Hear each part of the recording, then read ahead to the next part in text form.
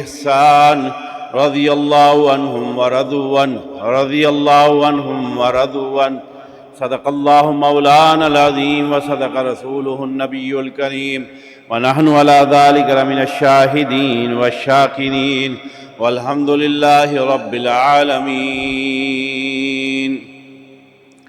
ہر قسم کی حمد و ثنا، بزرگی، برتری، بڑھائی، تسبیحات، تکبیرات، تمجیدات خدائے بزرگ و برتر کے لیے جو اس کائنات کا خالق و مالک ہے۔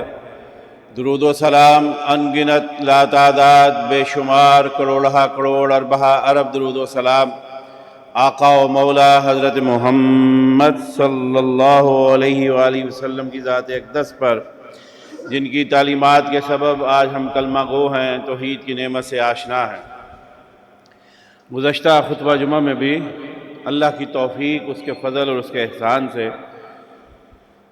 ان حضرات کے تذکرے کیے جن کو ان کی زندگیوں میں جنت کے سرٹیفکیٹ مل گئے، جن کو ان کی زندگیوں میں یہ یقین دہانی کروا دی گئی، کہیں اصحاب بدر کو، کہیں اصحاب بیت رضوان کو، کہیں انفرادی طور پہ بھی، جیسے کہ سیدنا عثمان کو کہا ما ضر عثمان ما عمل بعد اليوم، تو نے اسلام کے لیے، نبی علیہ السلام کے لیے خدمات اتنی سر انجام دے دی ہیں، آج کے بعد کوئی نیکی نہ بھی کرے، جنت میں داخلے کے لیے کوئی رکاوٹ نہیں ہوگی۔ اصحاب بدر کو کہا تم میں سے کوئی جہنم کا ایندھن نہیں بن سکتا۔ بیت رضوان والوں کو کہا لقد رضی اللہ عن المؤمنین، تم کے لیے، تمہارے لیے ہمیشہ ہمیش کے لیے اللہ نے اپنی رضاعت کا، اپنی مہربانی کا اعلان کر دیا۔ وہ لوگ جن کے بارے میں نے تفصیل سے گفتگو کی تھی کہ ہم کوشش کرتے ہیں اللہ ہمارے دلوں میں ایمان کو قرار بخش دے، کوششیں کرتے ہیں، محنتیں کرتے ہیں، اللہ نے ان کے بارے میں پہلے کہہ دیا کہیں اولئک کتب فی قلوبہم الایمان، میں نے ان کے دلوں میں ایمان کو لکھ ہی دیا ہے، اور کہیں فرمایا امتحن اللہ قلوبہم للتقوی لہم مغفرۃ واجر عظیم، میں نے ان کے دلوں کو ٹٹولا، امتحان لیا تو ان کے دل تو تقوی سے بھرے ہوئے ہیں۔ کہیں فرمایا والزمہم کلمۃ التقوی کانوا حق بہا واہلہا، ان سے بڑھ کر تقوی کا اہل اور لائق کوئی اور ہے ہی نہیں ہے۔ ہم تقوی کے لیے روزے رکھیں، ہم تقوی کے لیے نمازیں پڑھیں، ہم تقوی کے لیے قربانیاں کریں، ہم تقوی کے لیے حج کریں، یہ اس کے بعد اللہ کا فضل ہے اور احسان ہے، ہمیں ملے نہ ملے۔ ان کے لیے مغفرت کے اعلان بھی پہلے ہیں، ایمان کے اعلان بھی پہلے ہیں، رضا الہی کے اعلان بھی پہلے ہے۔ ہمیں تو رضا الہی کا اعلان اس وقت ملے گا انشاءاللہ اللہ کے فضل سے، ہم جب جنت میں جائیں گے اللہ اس وقت اعلان کریں گے اے جنتیوں ایک نعمت باقی ہے۔ اللہ کہیں گے جنت میں آنے کے بعد بھی ایک نعمت باقی ہے؟ اللہ فرمائیں گے ہاں، آج کے بعد میں نے تم لوگوں کے لیے اپنی رضا کو حلال کر دیا ہمیشہ ہمیش کے لیے، اور اپنی سختی اور پکڑ اور ناراضگی کو ختم کر دیا۔ ہمارے لیے جنتوں میں اعلان ہوں گے، اللہ نے ان کے لیے پہلے ہی اعلان کر دیا۔ کہیں فرمایا لقد رضی اللہ عن المؤمنین، کہیں فرمایا رضی اللہ عنہم ورضوا عنہ، اللہ اکبر، کہیں پہلے ہی اعلان کر دیا ان پر جہنم حرام ہے، جنت ہمیشہ ہمیش کے لیے ہے۔ وَكُلًّا وَعَدَ اللَّهُ الْحُسْنَى، ان کے لیے سب کے لیے اعلان کر دیا وَكُلًّا وَعَدَ اللَّهُ الْحُسْنَى، ان سب کے لیے مغفرت کے، ان سب کے لیے اللہ کی رضوان کے اللہ نے اعلان کر رکھے ہیں۔ آج میرا ارادہ ہے ان میں سے سیدنا ابو بکر صدیق رضی اللہ تعالیٰ عنہ، ان کے کچھ فضائل و مناقب آپ احباب کے سامنے رکھنا چاہوں گا اس مختصر سے وقت میں۔ سیدنا عمر فاروق رضی اللہ تعالیٰ عنہ ارشاد فرماتے ہیں ابو بکر، یار غار ابو بکر، کہا کہ اگر ابو بکر کا ایمان تولا جائے لوگوں کے ایمان کے ساتھ، ٹٹولا جائے، پرکھا جائے، تو کہا ابو بکر کا ایمان ان سب سے بڑھ کے ہوگا۔ جتنے اصحاب ہیں، جتنے اہل بیت ہیں، ان سب میں سے بڑھ کر ایمان میں اگر ٹٹولا جائے تو وہ ابو بکر کا ایمان ہے۔ اس کی وجہ کیا ہے؟ سب سے بڑھ کر یہ کہ اللہ کے رسول صلی اللہ علیہ وسلم کے ساتھ ہی تھے، دوست تھے، بچپن کے دوست تھے، اور یہ نہیں لڑکپن کے دوست تھے، بچپن کے دوست تھے، اور تقریباً ہم عمر تھے۔ اور پھر جب اللہ کے رسول صلی اللہ علیہ وآلہ وسلم نے اپنی نبوت کا اعلان کیا، آپ مردوں میں سے سب سے پہلے ایمان لے کر آنے والے تھے۔ جو ایمان میں اول آئے وہ ابو بکر ہیں صلی اللہ علیہ وسلم، پہلے محمد ہیں، دوسرے ابو بکر ہیں صلی اللہ علیہ وسلم۔ سیدنا علی رضی اللہ تعالیٰ عنہ بھی ایمان لائے، لیکن وہ ابھی عہد طفولیت میں تھے، اور سیدنا ابو بکر صدیق رضی اللہ تعالیٰ عنہ نے اس عمر میں ایمان قبول کیا جب آپ صاحب شعور تھے۔ آپ کو مکے کے حالات کا علم تھا، آپ کو پتا تھا کہ اس وقت محمد عربی صلی اللہ علیہ وسلم کے ساتھ کھڑے ہونے کا مطلب کیا ہے۔ گھر بار لٹانا پڑے گا، سارے مکے کی دشمنیاں مول لینی پڑیں گی، اپنے آپ کو خطرے میں اور رسک میں ڈالنا پڑے گا، ان کی مارے کھانی پڑے گی، اپنا کاروبار گھر بار برباد کروانا پڑے گا، سب معلوم تھا۔ ایسے میں پتا ہو کہ میں اپنا سب کچھ داؤ پہ لگا کر اس شخص کے ساتھ کھڑا ہوں گا، ایسے میں ایمان لانا بڑا معنی خیز ہے اور مقام و مرتبے کا سبب ہے۔ سیدنا ابو بکر صدیق نے سب کچھ داؤ پہ لگا کر اپنا سارے کا سارا وزن جناب محمد الرسول اللہ صلی اللہ علیہ وسلم کے ساتھ ڈال دیا۔ اور اسی لیے اللہ کے رسول صلی اللہ علیہ وسلم کہا کرتے تھے، جب سارا مکہ میری تکذیب کرتا تھا، ابو بکر تو تھا جو میری تصدیق کرتا تھا۔ اور اللہ نے قرآن میں بھی اس کا تذکرہ کیا، والذی جاء بالصدق وصدق بہ، والذی جاء بالصدق وصدق بہ۔ ایک وہ ہے محمد عربی صلی اللہ علیہ وسلم جو اللہ کی طرف سے سچائی لے کے آئے ہیں، حق لے کے آئے ہیں، جو اللہ کی طرف سے منزل ہے، نازل ہوا، وصدق بہ۔ اور دوسرے وہ ہیں کون؟ جناب ابو بکر صدیق رضی اللہ تعالیٰ عنہ، جنہوں نے اس سچ کی، اس حق کی تصدیق فرمائی ہے۔ آپ صلی اللہ علیہ وسلم کو ابتدائے اسلام میں جب لوگوں کو، کون بھول سکتا ہے بلال حبشی کی قربانیوں کو؟ آپ کو تپتی ریتوں پہ اندازہ کیجئے، ہمارے ہاں کا موسم کو کم شدید نہیں ہے، اور یہاں کسی کو لٹا دیا جائے تپتی ریت پہ اور کہا جائے کہ اپنے موقف سے رجوع کرو، اور اس قدر گرم ریت کہ جہاں پر سیدنا بلال حبشی رضی اللہ تعالیٰ عنہ آپ کی چمڑی اس گرمی، ریت کی گرمی کی وجہ سے گل جائے، اور کہا جائے کیوں کہتے ہو اللہ اکبر، کیوں کہتے ہو اللہ احد، اللہ ایک ہے، کیوں کہتے ہو اللہ وحدہ لا شریک ہے، پلٹ جاؤ اس عقیدے سے۔ اور وہ کیا کہتے تھے؟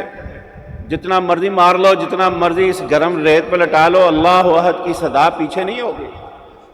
اور اللہ کے رسول صلی اللہ علیہ وسلم نے اپنے ان ساتھیوں کی جب ان قربانیوں کو دیکھتے تھے، ان سختیوں کو دیکھتے تھے، تو ایسے وقت میں چونکہ بلال حبشی بھی اللہ اکبر غلام تھے، اللہ کے رسول صلی اللہ علیہ وسلم نے ابو بکر کو کہا بلال کو آزاد کرواؤ۔ اور کون تھے اسلام کی نصرت کے لیے، اسلام کی مدد کے لیے، اسلام کے ان جان نثاروں کی داد رسی کے لیے اللہ کے رسول صلی اللہ علیہ وسلم کے اشارے پر قدم بڑھانے والے جناب سیدنا ابو بکر صدیق رضی اللہ تعالیٰ عنہ، اپنی جیب خاص سے مال خرچ کیا اور بلال حبشی کو آزاد کروایا۔ مورخین نے لکھا ہے کہ جب سیدنا ابو بکر صدیق رضی اللہ تعالیٰ نے ایمان لے کے آئے، آپ کی دولت کتنی تھی؟ 40,000 دینار۔ اور یہ کوئی دینار آج کل کا بھی ماشاءاللہ اگر دینار کویتی ہو تو بہت قیمتی ہے، لیکن اس دور میں درہم و دینار کی قیمت جو ہے وہ سونے کی مقدار پہ تھی، 1 گرام یا 10 گرام سونے کے مطابق۔ اس کو تولہ گن لیں، گرام بھی گنیں، کتنی قیمت بنتی ہے؟ 40,000 دینار آپ کے پاس کیش موجود تھا۔ کہاں گیا؟ اپنی ذات پہ صرف کیا؟ نہیں۔ کہاں گیا؟ اپنے ذاتی روب و دبدبے پہ خرچ کیا؟ نہیں۔ اپنی ذاتی عیش و عشرت پہ، اپنی ضروریات پہ؟ نہیں۔ ادھر فرمان محمد ہو، ادھر گردن جھکائی ہو۔ اللہ کے رسول صلی اللہ علیہ وسلم اشارہ کرتے رہتے تھے، ابو بکر صدیق اپنا مال حضور کے قدموں پہ لٹاتے جاتے تھے۔ آپ کے اشارے کی دیر ہے۔ مدینے گئے نا ہجرت کی رات، اللہ اکبر، اور اس رات کا سفر بھی، اس ہجرت کا مکے سے مدینے کا 8 دنوں کا سفر بھی بڑا آزمائش والا ہے۔ اس آزمائش کے مرحلوں پہ جو اللہ کے رسول کے ساتھ شانہ بشانہ کھڑا ہوا وہ ابو بکر صدیق ہے، اللہ اکبر۔ اور اللہ نے اس کو بھی قرآن بنا دیا، یقول لصاحبہ لا تحزن ان اللہ معنا، اللہ اکبر۔ یہاں پہ ایک نقطہ اور آ جاتا ہے، جتنے صحابہ ہیں نا، صحابہ ہیں جتنے، کسی کا تذکرہ حدیث میں موجود ہے وہ نبی اکرم علیہ السلام کا صحابی تھا، کسی کا تذکرہ قرآن میں تفسیر میں موجود ہے ضمناً حاشیے میں کہ یہ فلاں وقت پہ صحابی بنا، کسی کا تذکرہ نہ حدیث میں ہے نہ تفسیر میں ہے، تاریخ میں موجود ہے کہ یہ فلاں وقت میں جو ہے وہ صحابی بنے اور اللہ کے رسول صلی اللہ علیہ وسلم کی زیارت کی، صاحب ایمان ہوئے، مشرف و زیارت ہوئے اللہ کے رسول صلی اللہ علیہ وسلم کی۔ فقط ابو بکر ہیں جن کی صحابیت کا تذکرہ اللہ نے قرآن میں کیا، کسی اور کو یہ شرف حاصل نہیں ہوا۔ اذ یقول لصاحبہ لا تحزن ان اللہ معنا، اللہ کے رسول اور ابو بکر کی گفتگو جو غار میں ہوئی مدینے جاتے ہوئے، اللہ نے قرآن بنا کر نقل کر کے رہتی دنیا تک کے لیے یہ واضح کر دیا کہ جب جب قرآن پڑھو گے محمد عربی اور ابو بکر کی گفتگیوں کے تذکرے پڑھو گے۔ اذ یقول لصاحبہ، جب اس نے اپنے صحابی کو، جب اس نے اپنے دوست کو، جب اپنے ساتھی کو، اپنے رفیق کو کہا لا تحزن ان اللہ معنا، ابو بکر غم نہ کر، اللہ ہمارے ساتھ ہے، اللہ ہمارے ساتھ ہے۔ یہ نہیں کہا ان اللہ معیا، جیسے کہ سیدنا موسیٰ نے کہا تھا اپنی قوم پر جب آفت کا وقت آیا اور انہوں نے کہا یہ کیا معاملہ، کہا ان اللہ معیا ربی، اللہ میرے ساتھ ہے۔ یہاں اللہ کے رسول صلی اللہ علیہ وسلم کے الفاظ ہیں ان اللہ معنا، ابو بکر جیسے رب میرے ساتھ ہے ویسے میرا رب تیرے ساتھ ہے، ہمارے ساتھ ہے۔ یوں اللہ نے ابو بکر صدیق رضی اللہ تعالیٰ کی صحابیت کا تذکرہ قرآن میں کیا۔ اب یہ 8 دن کا جو سفر تھا، کہیں کوئی پیچھا کر رہا ہے، کہیں کوئی مخبری کر رہا ہے، کہیں کچھ معاملے ہیں، ہر معاملے میں قدم بقدم تھے جناب سیدنا ابو بکر صدیق رضی اللہ تعالیٰ عنہ، کس کے ساتھ؟ جناب محمد رسول اللہ صلی اللہ علیہ وسلم کے ساتھ۔ اللہ اکبر، یہ ساتھ ہے۔ اور جب مدینے پہنچے، اللہ کے رسول صلی اللہ علیہ وسلم کی خواہش تھی یہاں مسجد تعمیر ہو۔ کون سی مسجد؟ مسجد نبوی صلی اللہ علیہ وسلم۔ اللہ مجھے آپ کو بار بار اس کی زیارت نصیب فرمائے۔ اپنے دل میں شوق اور لگن اور جذبہ پیدا کیا کیجیے، اپنے دل میں یہ خواہش پیدا کیجیے، ہمہ وقت پیدا کیجیے۔ اللہ کے ہاں کوئی اندیر نہیں ہے، وہ اسباب پیدا کر سکتا۔ ہمہ وقت یہ خواہش رکھیے اللہ ہمیں مکہ مدینہ کی بار بار زیارت نصیب فرمائے۔ اللہ کے رسول صلی اللہ علیہ وسلم نے خواہش ظاہر کی کہ مسجد تعمیر ہونی چاہیے، مسجد کے لیے جگہ پسند آئی، معلوم ہوا یہ مکے کے مدینے کے یتیم بچوں کی ہے، ان سے کہا گیا کہ ہمیں یہ جگہ دے دی جائے۔ وہ خواہش مند تھے کہ مسجد کی اس جگہ کو ویسے ہی ہم عطیہ کر دیتے ہیں تعمیر کے لیے۔ کون بچے یتیم، کون انصار، کون جنہوں نے اللہ کے رسول صلی اللہ علیہ وسلم کے مدینے آنے پر خوشی کا اظہار کیا، کون جن کے لیے اللہ کے رسول صلی اللہ علیہ وسلم نے ان انصاریوں کے لیے ہاتھ اٹھا کے دعا کی اللہ ان کے مردوں کو معاف کر دے، ان کی عورتوں کو معاف کر دے، ان کے بچوں کو معاف کر دے، ان کی اولاد کو معاف کر دے، جو اتنی دعائیں کروا بیٹھے ہیں اللہ کے رسول صلی اللہ علیہ وسلم سے۔ کیا کہتے ہیں وہ یتیم بچے؟ اللہ کے رسول ہم اس جگہ کی قیمت نہیں لیں گے۔ اللہ کے رسول نے کہا نہیں، بلا قیمت ہم مسجد کی جگہ نہیں لیں گے۔ اس سے معلوم ہوتا ہے ہمارے پاکستان میں اکثر یہ جھگڑے منظر عام پہ آتے ہیں، بلا قیمت قبضوں کی جگہوں پہ مسجد بنانا قطعاً جائز نہیں ہے، خلاف شریعت ہے۔ اور ہمارے لوگ بھی جذباتی ہو جاتے ہیں، ہاں جی مسجد ٹھا چھڑی ہے حکومت نے، وہ جو جگہ ہی ناجائز ہے اس پر مسجد بنانا غیر مشروع ہے، اللہ اور اس کے رسول کی اجازت نہیں ہے۔ اگر ایسا ہوتا اللہ کے رسول ان سے مفت جگہ لے لیتے، کہا نہیں ہم مفت جگہ نہیں لیں گے۔ انہوں نے اللہ کے رسول صلی اللہ علیہ وسلم سے ویسے ہی یہ چاہا کہ اس کی تو قیمت بہت زیادہ، آپ کیسے دیں گے؟ جو میں جس طرف آپ کو لانا چاہتا ہوں، اللہ کے رسول صلی اللہ علیہ وسلم نے فرمایا قیمت جتنی بھی زیادہ ہو دینے والا ابو بکر میرے ساتھ ہے، قیمت جتنی بھی زیادہ ہو دینے والا ابو بکر میرے ساتھ ہے صلی اللہ علیہ وسلم۔ اور یہ کس قدر اعتماد تھا اللہ کے رسول صلی اللہ علیہ وسلم کو جناب سیدنا ابو بکر صدیق رضی اللہ تعالیٰ عنہ۔ جیسے میں نے پہلے کہا سیدنا ابو بکر کو بڑے اعزاز حاصل ہے، آپ ایمان میں پہلے ہیں، اللہ کے رسول کے بعد آپ ایمان میں پہلے ہیں اسلام میں۔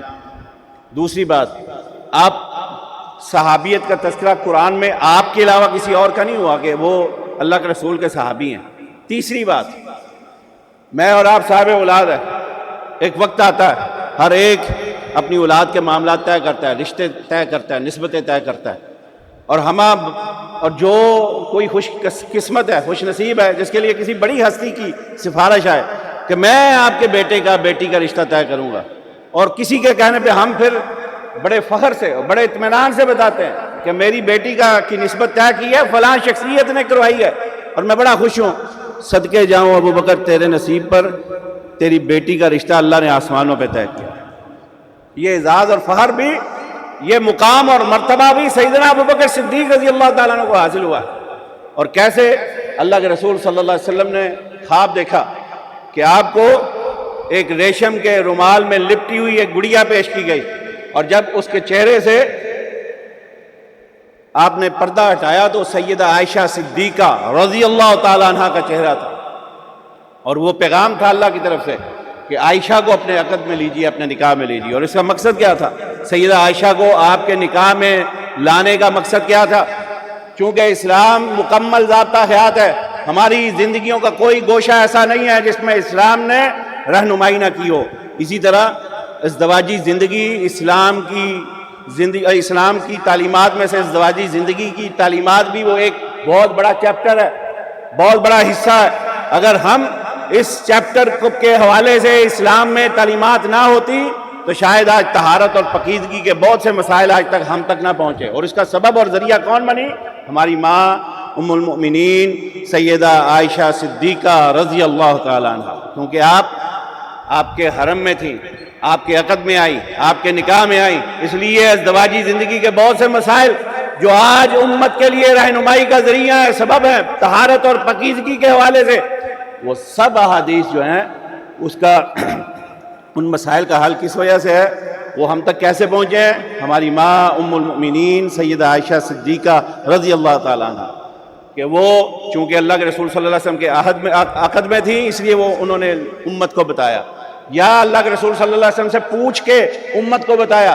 خواتین کی رہنمائی کے بہت سے مسائل سیدہ عائشہ صدیقہ رضی اللہ تعالیٰ عنہ انہوں نے اللہ کے رسول سے پوچھ کر امت کی عورتوں تک پہنچائے.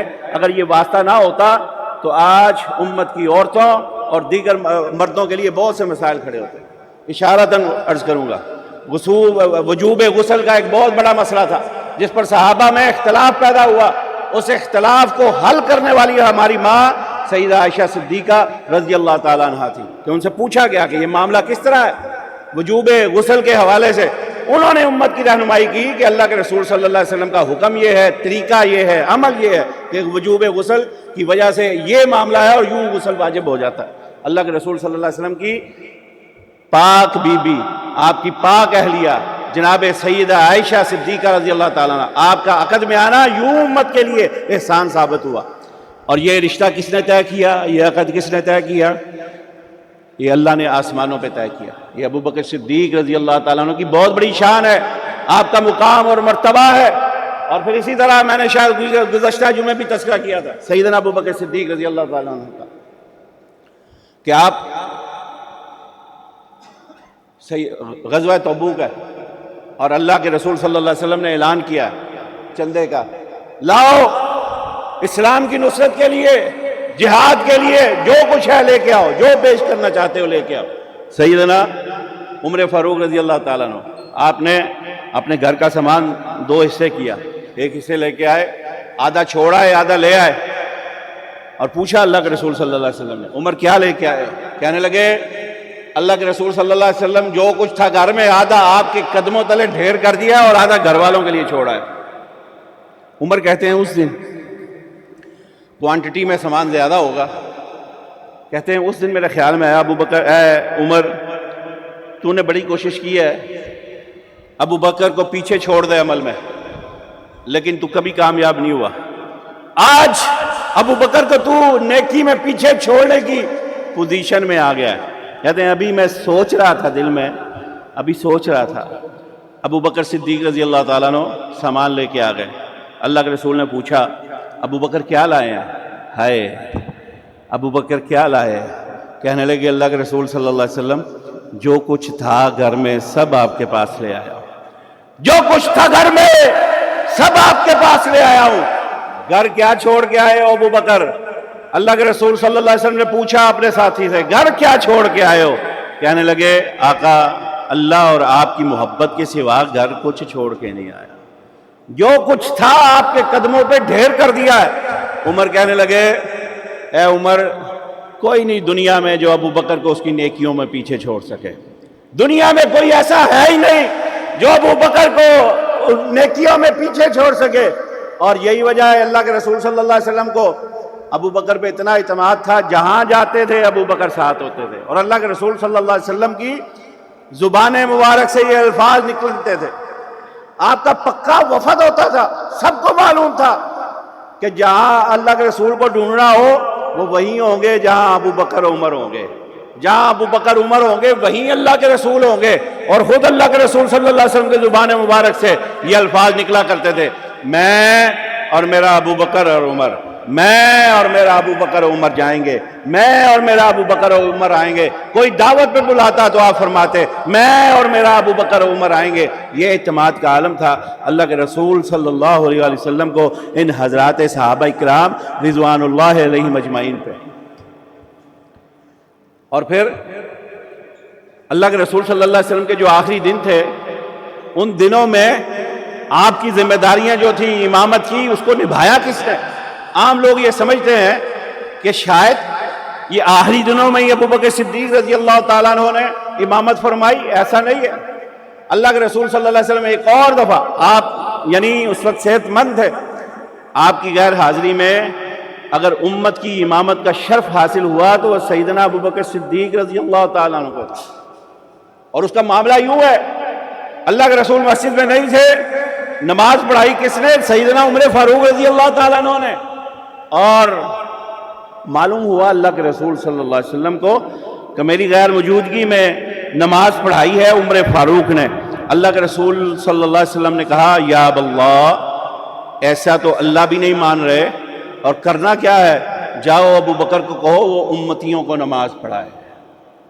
اللہ کے حکم پر ابو بکر صدیق رضی اللہ تعالیٰ عنہ نے صحابہ اکرام رضوان اللہ علیہم اجمعین کی امامت فرمائی. اور یاد رکھیے اس وقت اللہ کے رسول صلی اللہ علیہ وسلم کے چچا سیدنا عباس بھی موجود تھے رضی اللہ تعالیٰ عنہ. حیدر کرار سیدنا علی بھی موجود تھے. ان کی موجودگی میں امت کی امامت کا حکم مل رہا ہے تو جناب سیدنا ابو بکر صدیق رضی اللہ تعالیٰ عنہ کو مل رہا ہے. اور پھر اس پر میں دوبارہ بعد میں آتا ہوں. اللہ کے رسول صلی اللہ علیہ وسلم پر جب پہلی وحی نازل ہوئی نا تو آپ پر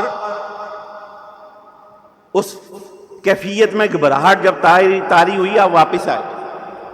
ہماری ماں سیدہ خدیجہ نے بڑے خوبصورت الفاظ میں آپ کی ڈھارس بندائی، آپ کی ہمت بڑھائی، آپ کا حوصلہ بڑھایا. کن الفاظ میں؟ اللہ کے رسول صلی اللہ علیہ وسلم نے فرمایا خدیجہ آج تو مجھے اپنی جان کا خدشہ تھا، کلا. اور سیدہ ہماری ماں کیا فرما رہی ہیں جواب میں؟ کلا واللہ لا یخزیک اللہ ابدا انک لتصل الرحم وتکسب المعدوم وتحمل الکلا وتقرض الضعیف وتصدق الحدیث وتعین علی نوائب الحق. آپ نے اللہ کے رسول صلی اللہ علیہ وسلم کی یہ 6-7 خوبیاں گنوائی. کیا کہا؟ آپ کیوں غم زدہ ہیں، خوف زدہ ہیں؟ اللہ بھلا آپ کو ضائع ہونے دے سکتا ہے؟ آپ کو رسوا ہونے دے سکتا ہے؟ آپ کیسی باتیں کر رہے ہیں؟ کلا واللہ، ہرگز نہیں، اللہ کی قسم اللہ آپ کو کبھی ضائع نہیں ہونے دے گا. کیوں؟ آپ میں یہ خوبیاں موجود ہیں. پہلی کیا کہی؟ انک لتصل الرحم، آپ تو صلہ رحمی کرنے والے ہیں. معلوم ہوا جو رسوائی سے بچنا چاہتا ہے وہ صلہ رحمی کیا کرے، جوڑا کرے رشتہ داروں کو، احباب کو. توڑنے والے اللہ اس کے رسول کو پسند نہیں ہے. ہمیں بڑے پسند ہیں پاکستانیوں کو، جو لڑائی جھگڑا فساد پھیلائے نا ہمیں بڑے پسند ہوتے ہیں. اور بڑی حق کی بات کرتا ہے، بڑا بطل حریت ہے. شریعت میں قرآن میں ایسی شخصیات کو اللہ نے پسند نہیں کیا. کس کی اہمیت ہے؟ انک لتصل الرحم، جو جوڑنے والے ہیں وہ اللہ اس کے رسول کے ہاں محب ہیں، مقرب ہیں. توڑنے والے اللہ کو اس کے رسول کو پسند نہیں ہے. فرمایا انک لتصل الرحم، محبوب آپ تو جوڑنے والے ہیں، اللہ آپ کو کیسے ضائع کرے گا؟ وتکسب المعدوم، محبوب آپ ان پر خرچ کرتے ہیں جن کا کمانے والا کوئی نہیں، اور اپنی جیب سے خرچ کرتے ہیں، اپنی جیب سے. وتکسب المعدوم وتحمل الکلا، یہ ساری خوبیاں اللہ مجھے اور آپ کو بھی اپنانے کی توفیق نصیب فرمائے. تیسری خوبی بیان کی وتحمل الکلا، آپ بے سہاروں کا سہارا بن جاتے ہیں. چوتھی خوبی بیان کی وتقریض الضعیف، آپ مہمان نوازی کرتے ہیں، اپنا دسترخوان وسیع رکھتے ہیں. پانچویں خوبی بیان کی وتصدق الحدیث، آپ مجسمہ صداقت ہیں، جھوٹ کے پاس بھی نہیں جاتے. اللہ مجھے آپ کو بھی جھوٹ سے پاک کر دے. چھٹی بات بیان کی اللہ اکبر وتعین علی نوائب الحق، حق جان کر سمجھ کر کھڑے ہو جاتے ہیں. پھر کوئی مصلحت اس کے آڑے میں نہیں آتے، ڈٹ جاتے ہیں کوئی مصیبت اور مشکل آ جائے، کوئی مسئلہ نہیں، حق اور سچ جہاں ہے وہاں کھڑے ہو جاتے ہیں۔ اللہ مجھے آپ کو بھی اس کی توفیق نصیب فرمائے۔ اور ہماری ماں فرماتی ہے خدیجہ، سیدہ خدیجہ، کہتی ہے اللہ کے رسول یہ سب خوبیاں جس میں ہوں بھلا اس کو اللہ رسوا ہونے دیں گے؟ اللہ کے رسول کی ڈھارس بندی اور حوصلہ بندہ بین ہی یہ الفاظ سیدنا ابوبکر صدیق رضی اللہ تعالیٰ عنہ کے حوالے سے آپ مکے کے ایک کافر نے کہے، کیا کہا؟ اللہ کے رسول صلی اللہ علیہ وسلم یہ صحابی ایک دفعہ پریشان ہو کے مکہ چھوڑ کے جانے لگے کہ میں تنگ آ گیا ہوں ان کی روزمرہ کی بدماشیوں سے، روز تنگ کرتے ہیں۔ جرم کیا ہے؟ محمد کا کلمہ پڑھا ہے، روز تنگ کرتے ہیں۔ جرم کیا ہے؟ اللہ اکبر، اللہ وحدہ لا شریک ہے، وہی حاجت روا اور مشکل کشا ہے، وہی کولی پھیلی بدنی باتوں کے لائق ہے، ہر نظر نیاز اس کے لیے ہے۔ وما احل لغیر اللہ بھی، اللہ کے نام کے سوا کسی اور کے نام کی نیاز حرام ہے۔ اللہ کے نام کے سوا کسی اور کے نام کی نیاز، نظر، سبیل حرام ہے۔ میں نہیں کہہ رہا، رب کا قرآن کہہ رہا ہے۔ بھائیو ہم کیوں بھٹک جاتے ہیں؟ ہم 10 محرم کو کیوں بھٹک جاتے ہیں؟ ہم ان لوگوں کو دیکھ کر کیوں بھٹک جاتے ہیں؟ فلاں کے نام کی سبیل، کوئی کس قدر بڑا مرتبے والا ہو، مقام والا ہو، رتبے والا ہو، یاد رکھنا رب کے سوا کسی اور کے نام کی نیاز، نظر، سبیل حرام ہے۔ ہم کیوں بھٹک جاتے ہیں؟ ہمارا عقیدہ کیوں سر عام لوٹا جاتا ہے اور ہم کھڑے ہو کے لٹاتے ہیں؟ اللہ مجھے آپ کو ہدایت نصیب فرمائے۔ جرم کیا تھا ابو بکر کا؟ آج کے زمانے میں محمد کا ساتھ دیتا ہے، وہ محمد جو ہمارے بتوں کی نفی کرتے ہیں، وہ محمد جو کہتے ہیں رب کے سوا کوئی حاجت روا اور مشکل کشا نہیں ہے، وہ محمد جو کہتے ہیں کسی کے نام کی نظر و نیاز جائز ہے نہیں ہے، وہ محمد جو کہتے ہیں کسی اور کو نہ پکارو صرف رب کو پکارو، وہ محمد جو کہتے ہیں تیری میری تقدیر کا مالک اللہ ہے، وہ محمد جو کہتے ہیں تجھے مجھے مرض سے شفا دینے والا میرا اللہ ہے، وہ محمد جو کہتے ہیں تجھے مجھے سکون دینے والا میرا اللہ ہے، وہ محمد جو کہتے ہیں تجھے مجھے رزق دینے والا میرا اللہ ہے، وہ محمد جو ہمیں بتاتے ہیں کوئی اور بگڑی نہیں بنا سکتا، بگڑیاں بنانے والا میرا اللہ ہے، وہ محمد جو کہتے ہیں کشتیاں ڈوبنے سے بچانے والا میرا اللہ ہے، جو طوفانوں سے نجات دے وہ میرا اللہ ہے، جو بند غاروں کے دہانوں سے پتھروں کو ہٹائے وہ میرا اللہ ہے، جو حاسدوں کے حسد سے محفوظ رکھے وہ میرا اللہ ہے، جو دشمنوں کے دشمنی سے بچائے وہ میرا اللہ ہے، جو بد تدبیروں کی تدبیروں سے محفوظ رکھے وہ میرا اللہ ہے۔ یہ توحید سکھانے والے میرے محمد ہیں صلی اللہ علیہ وسلم، ہم ان کا کلمہ پڑھنے والے ہیں۔ یہ کلمہ پڑھنے کی وجہ سے اس پداش کے جرم میں ابو بکر کو نشانہ بنایا جاتا ہے، تنگ آ گئے کہ آج مکہ چھوڑ دوں گا۔ آپ مکے سے باہر جا رہے تھے، ایک شریف النفس شخص سے سامنا ہو گیا، کہا ابو بکر کہاں جا رہے ہیں؟ کہنے لگے بس تنگ آ گیا ہوں روزمرہ کی پریشانیوں سے، رب کی توحید کا نام لیوا ہوں، محمد عربی کا کلمہ پڑھنے والا ہوں، اہل مکہ نے تنگ کر دیا۔ جو الفاظ میری ماں نے سرتاج کو کہے تھے نا، تاجدار انبیاء کو کہے تھے، امام الانبیاء کو کہے تھے، وہی الفاظ وہ ابو دجانہ نے غالباً، نام بھول رہا ہوں، سیدنا ابو بکر کو کہے، اے ابو بکر تو صلہ رحمی کرنے والا ہے، تو لوگوں کا بے سہاروں کا سہارا بننے والا ہے، تو لوگوں پہ خرچ کرنے والا ہے، تو سچ حق سچ کہنے والا ہے، یہ خوبیاں جس میں ہوں اللہ اس کو رسوا ہونے دے گا؟ اللہ اس کو رسوا ہونے دے گا تو کیوں جاتا ہے؟ اور پکڑا ہاتھ ابو بکر کا، واپس لے آئے، کہا آج کے بعد ابو بکر میری ایمان میں ہے، کسی کو جرت نہ ہو ابو بکر کی طرف نظریں اٹھا کر بھی دے۔ یہ ہیں ابو بکر۔ اور آخری بات اسی پہ کلام آخر،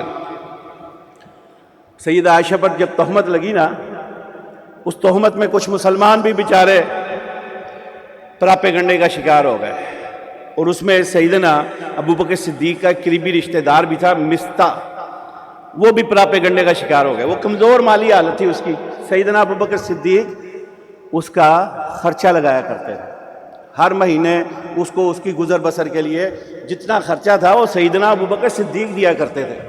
جب معاملہ ختم ہوا، عقدہ کھلے، لوگ سامنے آئے، اکثر تو منافقین تھے، کچھ اپنے بھی پراپیگنڈا کا شکار تھے، سیدھی بات ہے، فطرتی بات ہے. وہ باپ کیسے برداشت کرے کہ اس کی معصوم بیٹی پر ہائے صدقے میں سیدہ عائشہ تیری چادر کی حرمت پر، پاکیزگی پر یوسف پہ الزام لگے تو بچہ گواہی دے. اللہ اکبر. سیدہ مریم پہ الزام لگے تو بچہ گواہی دے. عائشہ تجھ پہ الزام لگے، خود رب آسمان سے قرآن کی 18 آیات کی صورتوں میں گواہی دے. عائشہ تیری پردے کی، تیری چادر کی حرمت پہ قربان. اللہ اکبر، اللہ اکبر، اللہ اکبر. جب یہ الزام لگا مستہ کا خرچہ بند کر دیا سیدنا ابوبکر صدیق نے. کتنے عظیم لوگ ہیں وہ. ہم تو چھوٹی چھوٹی باتوں پہ ایک دوسرے سے ضد بڑھتے ہیں نا. اچھا تم نے مجھے یہ کہا تھا، آج کے بعد ختم. تم نے میرے ساتھ یہ فلاں زیادتی کیا، ختم. رشتے ناطے توڑ دیتے، بس آج تو بعد ختم، مرنا جیونا ختم. میرا ایک دوست بتا رہا تھا گجرانوالہ میں سگا بھائی فوت ہوا ہے، ناراضگی کی وجہ سے وہ اس کا چہرہ دیکھنے بھی نہیں آیا. اتنے ظالم ہیں ہم پاکستانی، خون سفید ہو گئے ہیں. اور بھائی مر گیا ہے، قبر کس سپرد ہونے والا ہے، لیکن اتنی توفیق نہیں ہوئی اس کا چہرہ دیکھا جائے. اتنے ظالم ہیں ہم. اللہ کے رسول صلی اللہ علیہ وسلم کے یہ قریبی ابو بکر، بیٹی پر جس نے الزام لگانے والوں کے ساتھ جو شریک ہو گیا، اس کا خرچہ بند کیا. اللہ نے قرآن نازل کر دیا، وَلَا يَأْتَلِ أُولُو الْفَضْلِ مِنْكُمْ وَالسَّعَةِ أَن يُؤْتُوا أُولِي الْقُرْبَى وَالْيَتَامَى وَالْمَسَاكِينَ وَالْمُهَاجِرِينَ فِي سَبِيلِ اللَّهِ وَلْيَعْفُوا وَلْيَصْفَحُوا وَلَا تُحِبُّونَ أَن يَغْفِرَ اللَّهُ لَكُمْ. اور معاف کر دو ان کو. ابو بکر مخاطب ہے. ابو بکر تیرا رتبہ بڑا بلند ہے، تیرا مقام بڑا بلند ہے، تجھے یہ زیب نہیں دیتا تو ضد میں آ کے اس کے خرچے بند کر دے. وَلْيَعْفُوا وَلْيَصْفَحُوا، معاف کر دو. اَلَا تُحِبُّونَ أَن يَغْفِرَ اللَّهُ لَكُمْ، کیا تم لوگ یہ پسند نہیں کرتے اللہ تمہیں معاف کر دے؟ اگر پسند کرتے ہو اللہ تمہیں معاف کر دے تو آ جاؤ، ان زیادتیوں کے باوجود، اس کمی کے باوجود اس کو معاف کر دو. اللہ مجھے آپ کو بھی ان پاک باز ہستیوں کی پیروی کی توفیق نصیب فرمائے. وَلْيَعْفُوا وَلْيَصْفَحُوا. بھائیو معاف کیا کرو ایک دوسرے کو. سبحان ربک رب العزت عما یصفون وسلام علی المرسلین والحمد للہ رب العالمین.